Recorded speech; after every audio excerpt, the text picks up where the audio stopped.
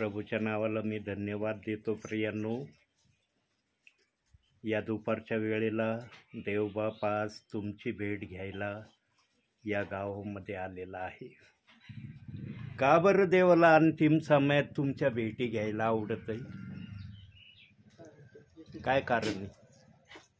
होतं का माहिती तुम्हाला की आज देवबाप तुमच्या इथं आत्म्याने येणार आहे? होतं माहिती? नव्हतं माहिती. एक दिवशी असाच प्रभू येशू ख्रिस्त येणार आहे. आणि आता या आठवड्यातच मी एक ठिकाणी प्रार्थनेला होतो, वांबोरीला, आणि त्या ठिकाणी एका परिवारात मी संदेश देत असताना बोललो की देव बाप्पाने ना दुपारच्या टायमालाच यावा. माझी तर हृदयापासून देवाला विनंती राहीन की देव बाप्पाने ना दुपारच्या टायमाला यावा. आणि त्याचं विशेष कारण पण वांबोरी या ठिकाणी थोडक्यात देवबाप्पांनी सांगितलं की, म्हणजे मी देवाला सांगितलं की दुपारीच का यावं, कारण बहुसंख्य प्रियजन दुपारच्या टायमाला झोपलेले असतात. 100मध्ये जवळजवळ 80% विश्वासणारे दुपारचे झोपल्याशिवाय राहत नाही. 20% प्रियजन आहेत या भूतलावर आज की ते दुपारचं आराम करत नाही. न तर 80% लोक दुपारचं झोपतात म्हणजे झोपतातच. काही जण तर इतक्या वेळ झोपतात की 6 वाजेपर्यंत त्यांचे डोळेच उघडत नाही.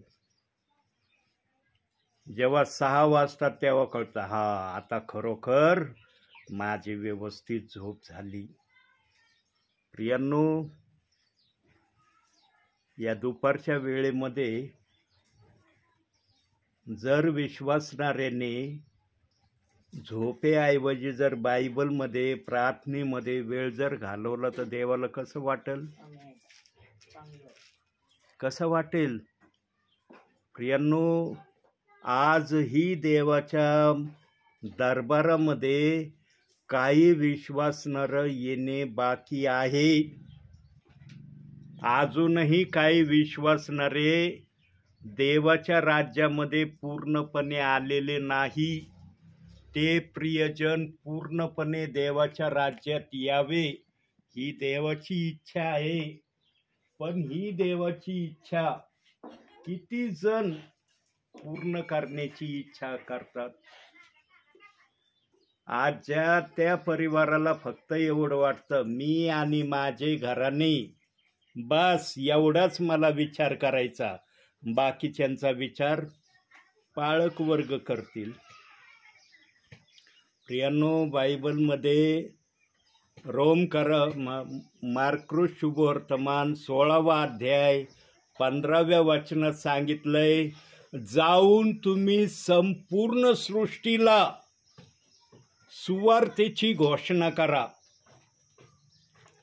प्रियांनो, संपूर्ण सृष्टीला सुवार्तेची घोषणा करायची म्हणजे काय करायचंय? हे काम, ही सेवा फक्त पाळकांना दिली का?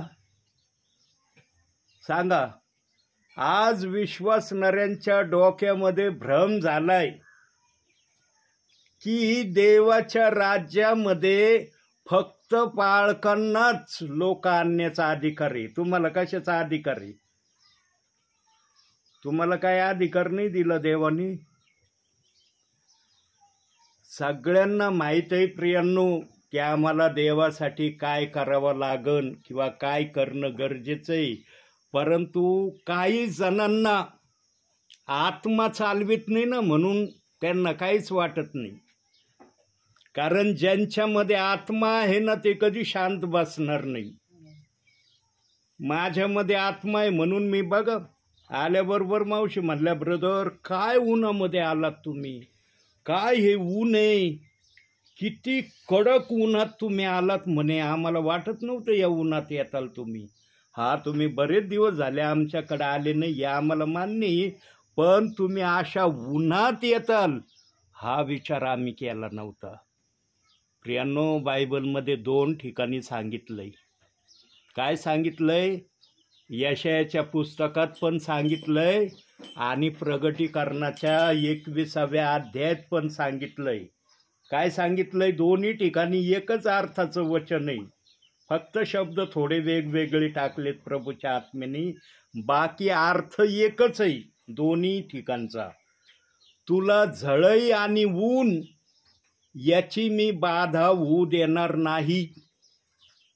ज्या देवाने मला एवढा मोठा आश्वासनाचा शब्द दिलाय, तो माझा देव कधीच त्या शब्दाला बदली करणार नाही.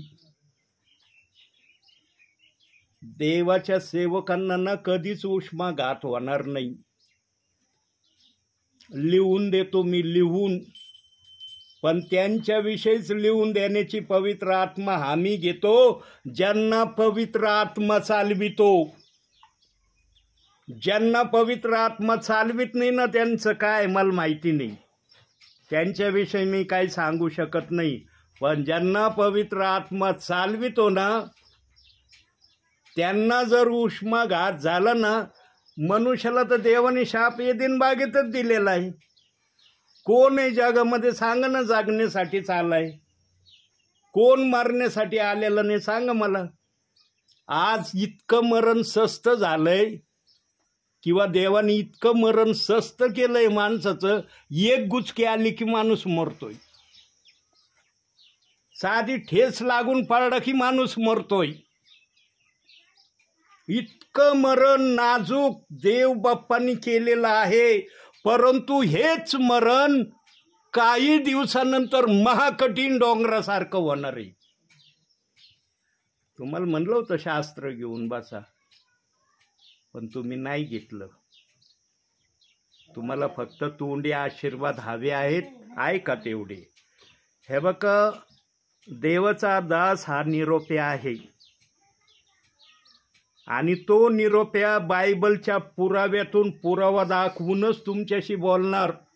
न तर मग तुम्हाला तर माहीत आहे, एक शब्द उच्चारला की तुम्हाला पुढची स्टोरी मलाच सांगता. तुम्ही फक्त एक शब्द माझ्या मुखातून निघू द्या. शेवटल्या काळी पुष्कळ जण माझ्या नावाने येतील, मग लगी पुढची स्टोरी मला तुम्ही सांगायला लागतात. काय? हा, खोटे संदेश ती पण येणार आहे असं आम्ही ऐकलंय. पुढची स्टोरी मला तुम्ही सांगायला लागतात. काढलं? काढा. प्रगटीकरण काढा. प्रगटीकरण शेवटचं पुस्तक, शेवट शेवट एकदम शेवट. हां, काढलं? आलं प्रगटी नाव? जा इकडे इकडे इकडं. अहो इकडं ताई, प्रगटीकरण काढा. शेताचं काम म्हणल्यावर तिथं नाही असं चाच पाहावं लागत. या कामाला कसं करायचं आणि कसं हे करायचं. शेताचं काम ताबडतोब. पण शास्त्राचं पुस्तकाचं नाव सांगितलं ना, पुढं आहे का माग आहे का मध्ये आहे का कुठे आहे माहीत नाही बाबा. आता हे पुस्तक काढ का प्रगटीकरण 9वा अध्याय काढा. 9वा अध्याय.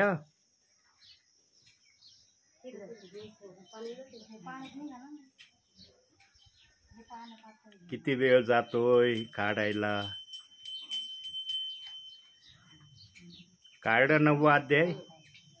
6वं वचन वाचा, जरा जोरात वाचा. 6वं.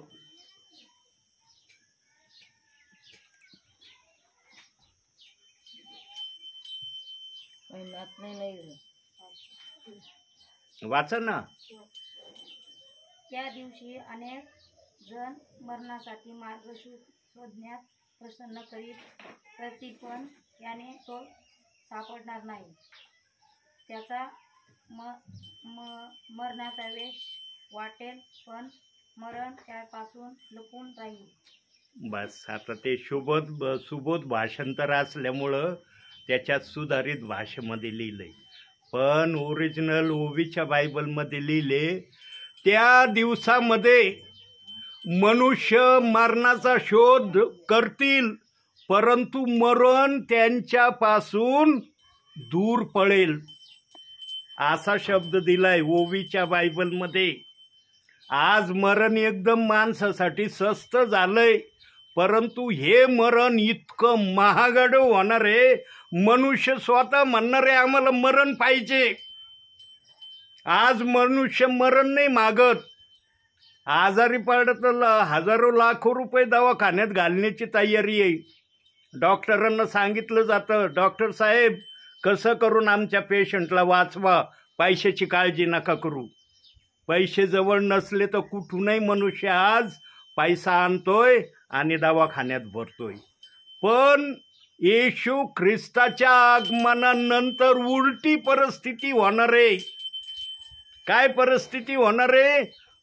त्या काळाला 7 वर्षाचा महासंकटाचा काळ सुरू होणार आहे आणि त्या महासंकटाच्या 7 वर्षाच्या काळामध्ये सैतान जे लोक इथं थांबणार आहेत, काही जणांना वाटतं प्रभू येशू ख्रिस्त आला की चाललो मी त्याच्याबरोबर. या भ्रमात राहू नका.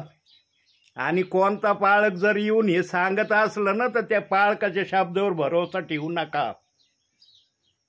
आणि त्या पाळकांनी जर भविष्यात विचारलं ना की हे वाक्य तुम्हाला कुणी सांगितलं, तर एलिएझर पगारीचं नाव सांगा. जो पाळक इतक्या डेअरिंगनी बोलू शकतो ना त्याच्याजवळ पुरावा आहे. पुरावा आहे म्हणून मी सेवेला धावतोय. ऊन पाहत नाही, काही पाहत नाही. माझा देव फक्त आत्मे पाहतोय आणि मी ते शोध घेण्याचा प्रयत्न करतोय. आता होती का गरज मला इथं यायची? होतं का माहिती तुम्हाला मी येणार आहे? हे एक दिवशी प्रभू असाच येणार आहे.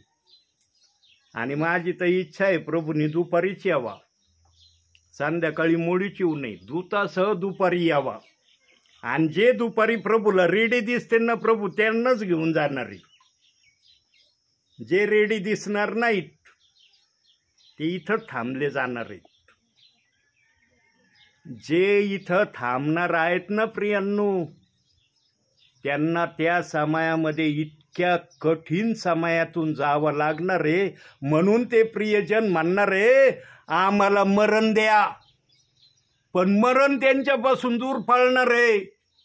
कारण देवबाप जेव्हा येणार आहे ना आपल्या प्रियजनांना घेऊन जाण्यासाठी, तेव्हा तो आपले लोक तर घेऊन जाणारच आहे.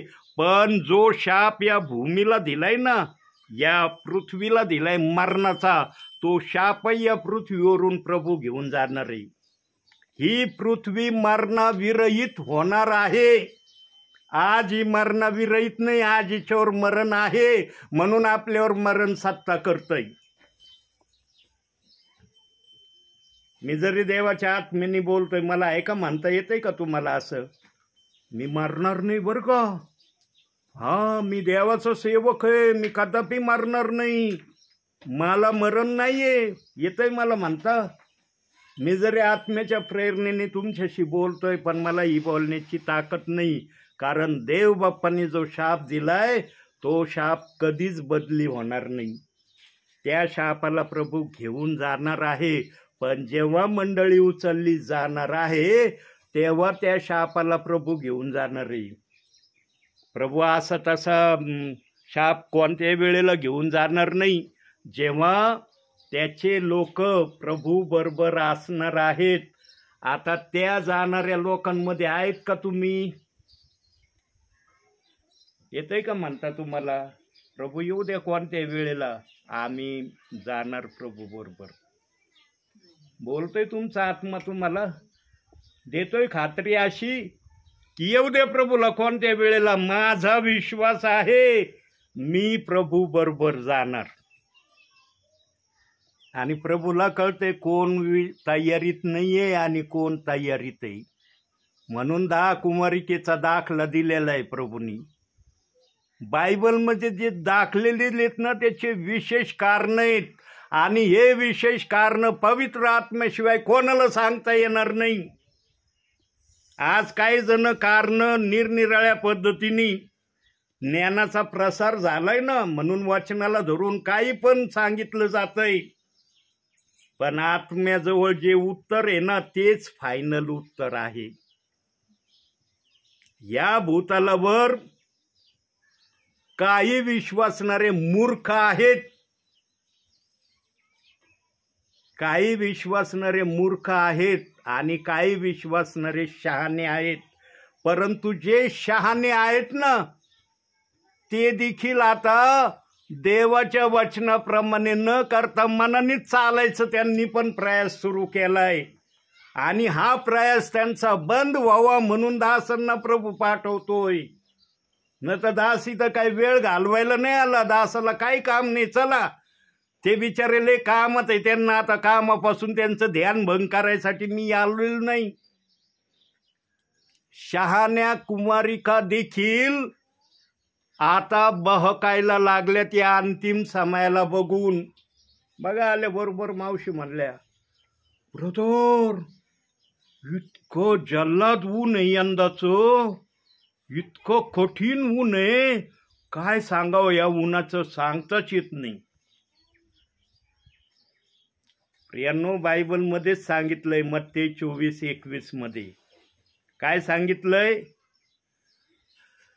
जगाच्या प्रारंभापासून आले नाही असे मोठे संकट त्या काळी येईल. त्या काळी म्हणजे कोणत्या? या काळी येणार आहे. आणि ते आम्ही अनुभवतो. आता अनुभवतो का नाही?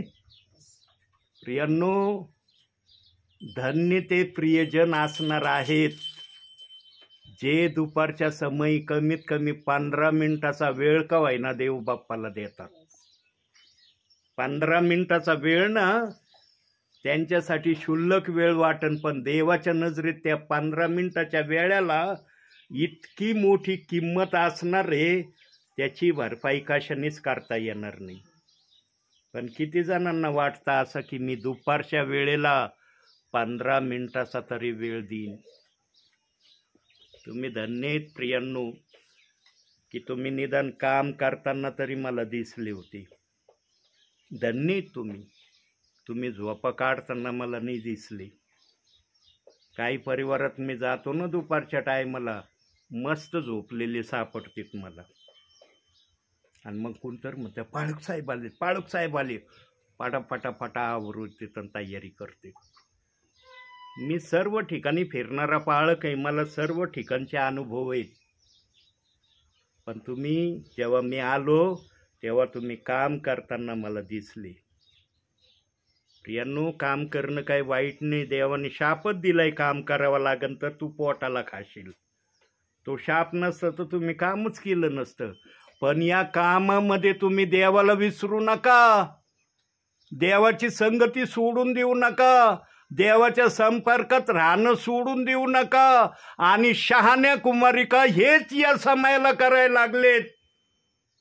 जगाच्या कामामुळं ते देवाच्या संपर्कापासून दूर जायचा प्रयत्न करायला लागले. आणि जेव्हा स्वर्गात बसलेला राजा बघतोय पृथ्वीवर, अरे शहाण्या कुमारिका माझ्या संपर्कापासून दूर व्हायला लागल्या, तेव्हा सेवकांना प्रभू म्हणतो, बाळा मी या घरी आहे त्या घरी आहे. आणि दास बघत नाही, दास नाही म्हणत, प्रभू कोणत्या समयाला सांगू राहिलं तू, किती ऊन आहे, ह्या उन्हात जाऊ का मी? प्रियांनो, सूर्य कुणी बनवलाय? कुणी बनवलाय? प्रभू परमेश्वराने बनवलंय ना. तुम्हाला माहिती आहे यहोशुवाने काय केलं होतं? यहोशुवाने सूर्याला 1 दिवस थांबवलं होतं. सूर्याला फक्त म्हणला होता, हे सूर्या, आज मावळायची तू घाई करू नको. जेव्हा पलिष्टी लोक इस्रायली लोकांवर विजयी होण्याचं चिन्ह यहोशुवाला दिसलं, तेव्हा यहोशुवाने सूर्याला सांगितलं, जागेवर थांब, आमचा विजय होईपर्यंत या जागा सोडू नको. आणि यहोशुवाने त्या सूर्याला, आता इथून सूर्याला जाईन का ऐकायला? आता मी जर म्हणलं सूर्याला काही जाईन का ऐकायला? पण यहोशुवाने जो शब्द बोलला ना, डायरेक्ट सूर्याला ऐकायला गेला. सूर्याने तो शब्द ऐकला, अरे माझा दास म्हणतोय मला जागेवर थांब, जागेवर थांबला तो. आणि 24 तास तो एका जागेवर थांबला. एक दिवस थांबला असं बायबलमध्ये यहोशुवाच्या 10व्या अध्यायात सांगितलंय. 10वा अध्याय वाचा तुम्ही नंतर, यहोशुवाचा 10वा अध्याय. त्याच्यामध्ये बघा यहोशुवाने कसं सूर्याला थांबवलं, सूर्याला कशी आज्ञा दिली की तू थांब, मावळाची घाई करू नको, आणि सूर्याने पण त्याचा शब्द ऐकला. प्रियांनो, जेव्हा हा दास सेवेला निघतो ना, तुम्हाला वाटत असन अरे दास उन्हात येते, अरे दासाला लय ऊन लागला असन, लय ये. मला जर आज माझ्यातही जीवच आहे ना, का मी देव आहे का? सांगा, मी म्हणतो का माझ्या स्वतःला मी देव आहे? मी तुमच्यासारखं साधारण व्यक्ती. पण जेव्हा देवाच्या सेवेला मी बाहेर निघतो ना, तेव्हा देवाचं सामर्थ्य माझ्यामध्ये देव ठेवतो. मला सूर्याची झळही लागत नाही, ऊन लागत नाही, का ताण लागत नाही. मला फक्त देवबाप दाखवतो त्या ठिकाणी मी कधी पोहोचन याची मला घाई लागती. म्हणून मी येतोय सेवेला प्रियांनो, आणि मी लिहून देतो, ह्या दासाला तर कधी उष्माघात होणार नाही. आणि जर या दासाला उष्माघात झाला, जर बोलतोय बरं का, जर लावलाय अगोदर, जर उष्माघात झाला आणि उष्माघाताने जर हा दास मेला, मनुष्य तर मरणारच आहे. मनुष्य काही जागायला आलेला नाही, त्याला मरण येणारच आहे. पण माझ्या मरणामुळं ना, ज्या देवाची मी सेवा करतो ना, त्या देवाचा अपमान होणार आहे. आणि सैतानाला कधीच देवबाप आपल्या समोर तोंड उघडू देणार नाही. सैतान तर या तपलशीवर आहे की कधी मी दोष लावू, कधी मी लोकांच्या विरोधात काय बोलू. म्हणून तो रात्रंदिवस प्रभू परमेश्वराकडे काय मागणी करतोय माहिती का? काही लोकांना मला तपासण्यासाठी दे. आहे का माहिती तुम्हाला? बायबलमध्ये दिलंय. वाचता किती जणांना येत आहे? हात वर करा बरं, जरा टाईट हात वर करा. असे एकदम, या असे मिळमिळत हात नका वर करू, असे टाईट करा एकदम. किती जणांना वाचता येतं? हां, या ताईंनी वाचलं होतं, तुम्हाला नाही येत. हे बघा बहिणींनो, नाराज होऊ नका. तुम्हाला जरी वाचता येत नाही ना, कधी खिन्न व्हायचं नाही, नाराज व्हायचं नाही. प्रार्थना हे तुमच्यासाठी सर्व काही आहे. बरं, प्रार्थना किती वेळेस करता तुम्ही? ज्यांना वाचता येत नाही ते 2 वेळेस ह्या मावशी करतात. तुम्ही संध्याकाळी, तुम्ही मावशी सकाळी, बस नंतर नाही करत. या मावशी, या आजीबाई, या बरं ठीक आहे. ऐका, ज्यांना वाचता येत नाही त्यांनी ध्यान देऊन ऐका. प्रियांनो, अतिशय धन्य कान आहेत तुमचे. इतके धन्य कान आहेत की तुम्ही देवाचा शब्द ऐकू राहिले. मी काय आज आहे उद्या नाही, आता दिसतोय काही क्षणात नाही जगामध्ये, माझी गॅरंटी नाही आहे. पण ज्या देवावर तुम्ही विश्वास ठेवलाय ना बहिणींनो, त्या देवाला भिवून मी सांगतो, आजपासून 3 टाईम प्रार्थना करायची. किती टाईम करायची? 3 टाईम. कशी करायची ते सांगतो. सकाळी एकदा करायची, दुपारी एकदा करायची, आणि झोपण्यापूर्वी एकदा करायची. किती वेळ तुम्ही प्रार्थनेला देता याला महत्त्व नाही, तुम्ही प्रार्थनेला किती वेळ बसता याला महत्त्व आहे. आत्म्याच्या प्रेरणेने आत्मा तुम्हाला प्रार्थना करायला सांगन, जे काय करायला सांगन तो, पण तुमचं बसणं महत्त्वाचं आहे. बघा, या मावशी म्हणल्या 2 वेळेस, या मावशी म्हणल्या 1 वेळेस, तुम्ही म्हणल्या 1 वेळेस. आता मला तुम्हाला वाईट वाटून घेऊ नका मावशांनो, तुम्ही तरुण बहिणींनो. मला सांगा, तुम्ही दिवसभरातून एकदा जेवण करता का? करता का एकदा जेवण? जेवणाला म्हणता का तुम्ही मी दिवसभरातून एकदा जेवण करणार, बाकी टाईम मी जेवण वर्ज्य करणार? म्हणता का जेवणाला असं? का नाही म्हणत? कारण तुम्हाला माहिती आहे, जेवण जर जेवलं नाही तर काय परिणाम होईन आमच्या शरीरावर.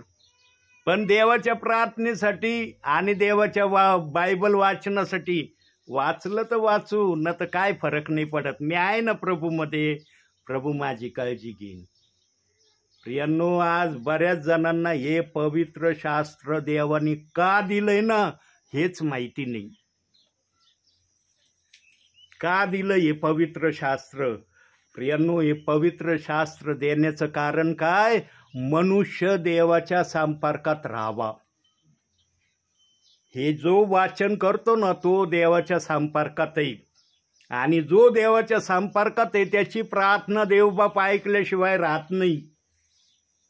पण ज्यांना वाचता येत नाही त्यांनी जर 3 टाइम देवबाप्पाची प्रार्थना केली तर ते पण देवाच्या संपर्कात राहतील, आणि त्यांनी पण जे काही देवबाप्पाला मागितलं देवबाप दिल्याशिवाय राहणार नाही. पण बघा, वेगवेगळ्या प्रकारच्या तुमच्या प्रतिक्रिया प्रार्थनेच्या आल्या. कोणी 1 टाइम, कोणी 2 टाइम, 3 टाइमाची 3 टाइमाची प्रार्थना एकाही बहिणीने म्हटलं नाही की आम्ही 3 टाइम प्रार्थना करतो म्हणून. प्रियांनो, 3 टाइम प्रार्थना करत जा. आता त्या बसलेल्या ताई, तुम्ही शास्त्र वाचता रोज? नाही वाचत. आजपासून 1 अध्याय वाचायचा. काय? 1 अध्याय आजपासून वाचायचा, आणि तो वाचल्याशिवाय राहायचं नाही. काही होऊ, इकडची इकडं दुनिया होऊ, पण 1 अध्याय वाचल्याशिवाय राहायचं नाही. वाचतान का? नक्की हात वर करून दाखवा. चांगलं करा, हात वर असं टाईट करा. हात कुणी पाहिलंय? माणसांनी साक्षीदार ह्या बसलेल्या तुमच्या घरातले प्रियजन साक्षीदार आहेत. बाकी हात पाहिलंय कुणी? देवबाप्पानी पाहिला. मी जरी फार महिन्यानंतर आलो ना प्रियांनो या ठिकाणी प्रार्थनेला, हरकत नाही. देवबाप आजही तुमच्या बरोबर आहे. त्यांनी तुम्हाला सोडलेलं नाही. देवबाप तुमच्या बरोबर आजही आहे. असं कधीच वाटू देऊ नका मनाला, अरे सेवक आले म्हणजे देव आमच्याकडे येतो. देव तुमच्या बरोबर आहे, पण देवासाठी तुम्ही काय करतात याचा विचार करा. तुम्ही काय करतात देवासाठी? देव तो तुमच्या बरोबरच राहायला मागतोय. तो तर तुमच्या बरोबरच संगती करायची इच्छा धरतोय. तो तुमच्याच संपर्कात राहण्याची आशा त्याची, पण तुम्ही त्यांच्या संपर्कात देवाच्या जायची तयारी आहे का? त्याच्या संपर्कात राहायची इच्छा आहे का? अनेक जण आज देवाच्या संपर्कापासून वेगळे व्हायला लागलेत प्रियांनो. आणि देवबाप्पांनी जेव्हा पाहिलं तेव्हा देवबाप्पांनी मला सांगितलं, बाळा काही ठिकाणी जायचंय तुला. चांगल्या चांगल्या ठिकाणी मी ही रेकॉर्डिंग केली नाही. ही रेकॉर्डिंग जी तुम्ही पाहतात ना, चांगल्या चांगल्या ठिकाणी केली नाही. पण जिथं देवबाप्पांनी मला दाखवलं तिथं रेकॉर्डिंग मी करत आहे. किती आशीर्वादित आहेत प्रियांनो. या जागेची रेकॉर्डिंग देवबाप करतोय.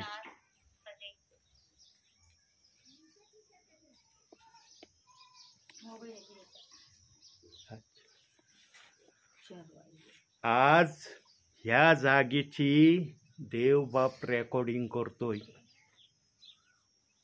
मी म्हणू शकत होतो ना, आहे ना डोक्यात माझ्या बुद्धी, काय जागा आहे प्रभू, इथं कशाला रेकॉर्डिंग, इथं फक्त संदेश सांगतून जातो. देवबाप म्हणला इथंच रेकॉर्डिंग करायची तुला. काय ही रेकॉर्डिंग इथंच होती माहिती आहे? ही रेकॉर्डिंग फक्त तुमच्यासाठी माझ्यासाठी मर्यादित नाहीये. पूर्ण महाराष्ट्रभर ही रेकॉर्डिंग जाणार आहे, आणि ही रेकॉर्डिंग होत आहे याच्यामध्ये. तुम्हाला वाटत असेल की अरे ब्रदरांनी काय नुसतं ते मोबाईल लावलं स्टँडला, माहित नाही रेकॉर्डिंग होतंय का नाही का काय, आम्हाला काय माहिती. ब्रदरांनी तर धरलंय असं हातामध्ये ते स्टँड, पण त्या स्टँडमध्ये काय होऊ राहिलंय, रेकॉर्डिंगच होतंय का काय? प्रियांनो, देव बाप्पाला हे दाखवायचंय. बघा देवाच्या मनामध्ये काय विचार आहे. माझ्या मनात नाही तो विचार, देवाच्या मनात आहे. देवाला हे दाखवायचंय महाराष्ट्राच्या ज्या ज्या ठिकाणी ही रेकॉर्डिंग पोहोचणार आहे त्यांना, की मी कोणत्या जागेमध्ये, कोणत्या ठिकाणामध्ये माझ्या लोकांचा शोध घेण्यासाठी माझ्या दासाला पाठवितोय. ही अशीच रेकॉर्डिंग नाही चालली प्रियांनो. मला देवबाप जिथं दाखवतो ना रेकॉर्डिंग कर, तिथंच मी रेकॉर्डिंग करतो. जिथं मला देवबाप दाखवित नाही ना तिथं मी मुळीच रेकॉर्डिंग नाही करत. मग काही जण म्हणतात, ब्रदर आज रेकॉर्डिंग नाही करायची का? मी त्यांना म्हणतो, नाही, आज मला देवबाप दाखवित नाही. मला देवबापांनी दाखवलं तर मी जरूर रेकॉर्डिंग करीन. आणि खरं सांगतो प्रियांनो, माझे यूट्यूबला जे संदेश आहे ना, संदेशामध्ये बघा, जे ध्यान देऊन माझा संदेश ऐकतात ना पूर्णपणे, त्यांना हे वाक्य ऐकायला मिळेल की मी हे वाक्य बोललोय. आता काही फ्रेश जेवण तुम्हाला देवबाप देणार आहे. 1-2 मिनिटात मी बोलणार आहे आणि थांबणार आहे. आता ध्यान देऊन ऐका, अतिशय महत्त्वाचं ऐकणार आहात तुम्ही. जावळ्याच्या रविवारी काय केलं जातं? जावळ्याचा रविवार होऊन गेला ना होऊन. येशू ख्रिस्तांनी जावळ्याच्या रविवारी काय केलं होतं? गाढवावर बसला होता ना येशू ख्रिस्त. आणि गाढवाच्या चालण्यासाठी लोक काय आथरीत होते? नवीन कपडे आथरीत होते. ते म्हणत होते का गाढवाला कशाला नवीन कपड्यावर चालू द्यायचं? करीत होते का विचार? लोक म्हणत होते का गाढवाला कशाला या नवीन कपड्यावर चालू द्यायचं? ते विचार करीत होते का येशू ख्रिस्ताचे पाऊल या कपड्याला लागत नाही, आम्ही कशाबद्दल कपडे आथरायचे खाली? पण ते काय बघत होते? गाढवावर येशू ख्रिस्त बसलेला आहे. त्या गाढवावर येशू ख्रिस्त होता म्हणून लोक कपडे आथरीत होते आणि होसांना होसांनाचा जय घोष करीत होते. गाढवानी पण विचार केला नसून की अरे माझा इतका मोठा सत्कार, इतके स्वच्छ नवीन कपडे मला चालण्यासाठी. गाढव पण बघून आनंदी झाला असन, अरे काय माझा आनंद आहे राव. आणि ते गाढव पण मनात म्हणत असन, येशू ख्रिस्ता रोज माझ्यावर बसून राहा म्हणजे माझा रोज असं सन्मान होईल. पण येशू ख्रिस्त रोज बसला का गाढवावर? फक्त त्या दिवशी बसला. आणि ज्या दिवशी बसला त्या दिवसाच्या संध्याकाळपर्यंत गाढवानी नवीन कपड्यावर चालण्याचा अनुभव घेतला. पण जसं संध्याकाळ झाली, येशू ख्रिस्त गाढवावरून उतरला. गाढवाच्या मालकाने गाढवाला नेलं, दावणीला बांधलं, सकाळी सोडून दिलं चारण्यासाठी. गाढवानी रात्रभर तो सीन ध्यानात आणला असून, अरे काय माझा आदर, काय लोक कपडे आथरीत होते, काय मी कपड्यावर चलत होतो. चालता चालता चालता त्याला एका नदीच्या किनारीला आला आणि तिथं काही बाया धुताना दिसल्या. त्या बायांनी कपडे धुवून वाळायला घातले होते. गाढवाला विचार आला, अरे काल माझा लय सन्मान झाला, काल कपडे आथरीत होते, चला आज पण मी त्या कपड्यावर जातो. गाढवाच्या डोक्यामध्ये तो सीन, कालचा सीन त्याच्या डोक्यात. पण गाढव पण क्षणभर विसरला की काल माझ्यावर येशू ख्रिस्त बसला होता, आज येशू ख्रिस्त नाही माझ्यावर बसलेला, आज मी एकटाच आलो इथं. त्या ठिकाणी येशू होता म्हणून माझा सन्मान होत होता, आज येशू नाही माझ्यावर. हे गाढव विसरला आणि त्याने त्या आनंदाच्या भरामध्ये ज्या बायांनी कपडे धुवून वाळायला घातले होते त्याच्यावर गाढव चालायला लागलो. एका बाईने पाहिलं, अरे ते गाढव बघा धुतल्या घातलेल्या कपड्यावर चाललंय. एक बाईंनी गपचूप ते कपडे धुण्यासाठी असतं ना लाकडाचं मारायचं, गपचूप घेऊन आली. गाढवाला फाडकनी फटका बसवला. गाढवाला फटका बसताच गाढव पळालं आणि दूर जाऊन त्यांनी विचार केला, अरे काल तर माझ्या सन्मानासाठी कपडे आथरीत होते पण मला कुणी मारलं नाही, पण आज जरासं मी कपड्यावर चालायला लागलो एका बाईने मला जोरात फटका मारला. प्रियांनो, हे उदाहरण तुमच्यासाठी काय उदाहरण देतंय? हे जे आता ऐकलं तुम्ही, हे तुमच्यासाठी काय बोध आणि इशारा देतंय? प्रियांनो, तुमच्या जीवनामध्ये जर येशू ख्रिस्त असला ना तर तुम्हाला किंमत येईल. तुमच्या जीवनात जर येशू ख्रिस्त नाही ना तुम्हाला काही किंमत नाही. आणि तुम्हाला किंमत मिळावी म्हणून या दासाला प्रभूंनी इथं आणलंय. तुम्ही किमती मूर्ती बनावे म्हणून देव बाप्पाचा आत्मा इथं उतरून आलाय आणि मला म्हणला, बाळा रेकॉर्डिंग करायची तुला. इथं नुसतं बोलायचं नाही, रेकॉर्डिंग करायची. ही रेकॉर्डिंग पूर्ण महाराष्ट्रामध्ये ऐकवली जाणार आहे. प्रियांनो, प्रार्थनेला बसताना ना गंभीरतेने प्रार्थनेला बसलं पाहिजे. उगच बसायचं म्हणून प्रार्थनेला बसू नका. उगच बसायचं म्हणून जर प्रार्थनेला बसताना तर देवाची हेडळणी करणार आहे तुम्ही बनता देवासाठी. तुमचा आत्मा म्हणतो का देवाची हेडळणी करा? म्हणतो तुमचा आत्मा तुम्हाला? म्हणून प्रार्थनेला असं गंभीरतेने बसायचं प्रियांनो, आणि देवाचा निरोप गंभीरतेने ऐकायचं. उगच ऐकायचं म्हणून ऐकू नका. हा दास कधीच फोन करून येत नाही कोणाला. केला होता का फोन मावशी तुम्हाला? बघा मावशी म्हणतात नाही केला फोन. माझा इशू पण येणार आहे ना, फोन करून नाही येणार तुम्हाला घेऊन जाण्यासाठी. दिले का बायबलमध्ये इशूनी, मी निघण्यापूर्वी फोन करणार आहे, सगळ्यांना सावधान करणार आहे, मी निघलो स्वर्गातून, रेडी राहा म्हणजे मला तुम्हाला घ्यायला काही त्रास होणार नाही. प्रियांनो, दूतासह येशू ख्रिस्त येणार आहे. येशू ख्रिस्त पण एकटा येणार नाही. कसा येणार आहे? दूतासह. आणि दूतांना आज्ञा देणार आहे. काय आज्ञा देणार आहे? जे जे प्रियजन निवडलेले आहे त्याच प्रियजनांना उचलायचं. जे निवडलेले नाही त्यांना इथंच ठेवायचं. आता सांगा तुम्ही निवडलेले का बोलवलेले? बोला काहीतरी. तुम्ही निवडलेले का बोलवलेले? बघा काय म्हणतात मावशी, निवडून बोलवलंय आम्हाला. जर निवडून बोलवलंय देव बाप्पानी तर देवाच्या अनुशासनामध्ये राहणं तुमचं कर्तव्य आहे ना. देव जे सांगन ते ऐकणं कर्तव्य आहे ना. आज किती जण देवाचं ऐकतेत? किती जण देवाचं ऐकतेत आज? प्रियांनो, ऐकणारे बाना, ही लास्ट आणि शेवटची संधी आहे. आता जर प्रभू येशू ख्रिस्त आला तर तो येणार आहे का तुम्हाला मला विचारून येऊ का मी? काय जणांना असं वाटतं येशू ख्रिस्ताच्या येण्याविषयी, पण काय वाटतं? येशू ख्रिस्त पण आम्ही जसं चालतोच ना तसं चालणार आहे.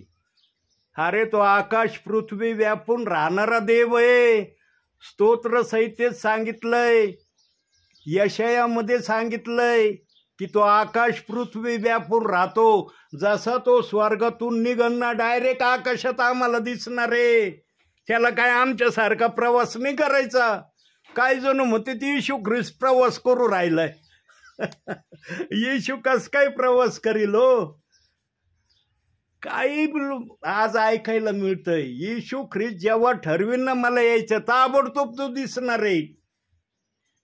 म्हणून येशू ख्रिस्ताच्या येण्याविषयीचं पण निरनिराळे वाक्य वचनात सांगितले. तो कसा येणार आहे? अचानकपणे येणार आहे. ध्यानी मनी नसणार तेव्हाच येशू ख्रिस्त आम्हाला दिसणार आहे. बायबल जे वाचन करत असतील त्यांना या अनुभव आहे. आता एकाच बहिणीला वाचता येतं पण ती बहीण पण म्हणते मी बायबल वाचन नाही करत.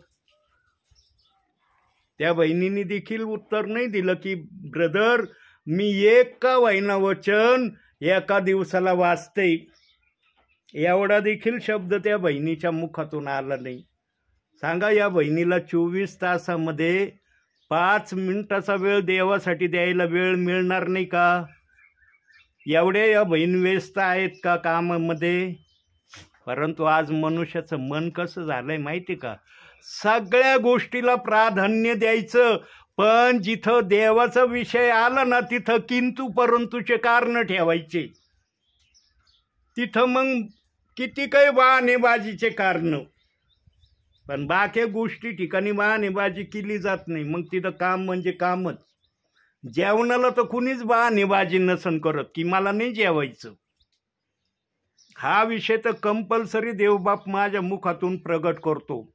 जेवणासाठी कधीच कोणता व्यक्ती किंतु परंतु करत नसन.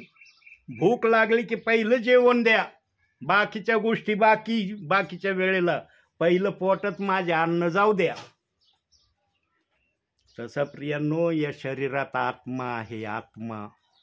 त्या आत्म्याला हे वचन लागतं. आणि आज जे काही तुम्ही ऐकतात ना बहिणींनो, हे तुमच्यासाठी आहे. तुमच्या आत्म्याला काय आहे? जेवण आहे, जेवण. म्हणून आता इतक्या सुविधा उपलब्ध झाल्यात, मोबाईलवर झाल्यात, टी व्हीवर झाल्यात, कशावर उपलब्ध झाल्यात सेवा. देवाचा संदेश एक तरी ऐकत जा. संदेश ऐकल्याशिवाय 24 तासाला मावळू देऊ नका. टी व्ही चॅनलवर पण लागतेत आणि मोबाईलला पण लागतेत. यूट्यूबला कोणत्या सेवकाचं नाव ज्यांचे संदेश यूट्यूबला आहे? मनोज तेलोरेंचे कायम संदेश आहेत यूट्यूबला. आणि आज अनेक विश्वासणारे मनोज तेलोरेंचे संदेश ऐकत आहेत आणि आशीर्वादित होत आहेत. प्रियांनो, आशीर्वाद ज्याला पाहिजे असेल ना त्याने आशीर्वाद मिळवण्यासाठी काहीतरी करावं लागेल. मी असं नाही म्हणत की एकटे मनोज तेलोरेंचेच संदेश आहेत, अनेक सेवकांचे संदेश आहेत, पण त्या सेवकांचे नावं तुम्हाला माहीत असले पाहिजे. तुम्हाला जर वेगवेगळ्या दासांचे संदेश ऐकायचे असतील तर तुम्हाला त्या दासांची नावं माहिती पाहिजे. माझे जवळजवळ 250 संदेश आज यूट्यूबला आहेत. 250 अधिक माझे संदेश यूट्यूबला आज रिलीज आहे. पण माझं नाव जर तुम्हाला माहीत असेल, माझ्या नावाला सर्च करा, कोणता संदेश तुम्हाला ऐकायचा ते तुम्ही ठरवा. लिस्टच येईन तुमच्यासमोर माझ्या संदेशांची. निरनिराळे विषयीचे संदेश आहेत.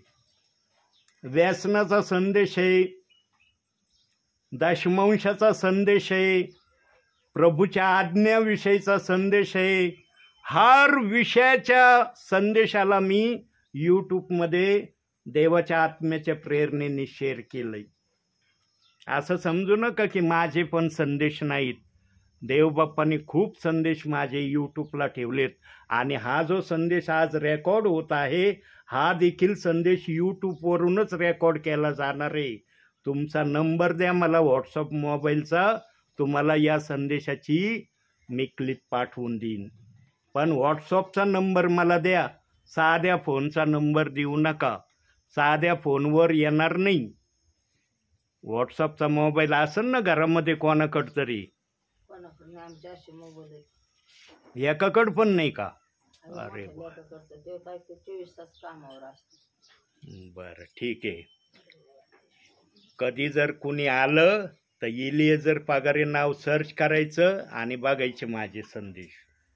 हा संदेश देखील मी 1-2 दिवसात यूट्यूबला टाकन. म्हणून प्रियांनो, शेवटी एवढंच सांगतो. आता डोळे बंद करा, प्रार्थनेत जाऊ आपण.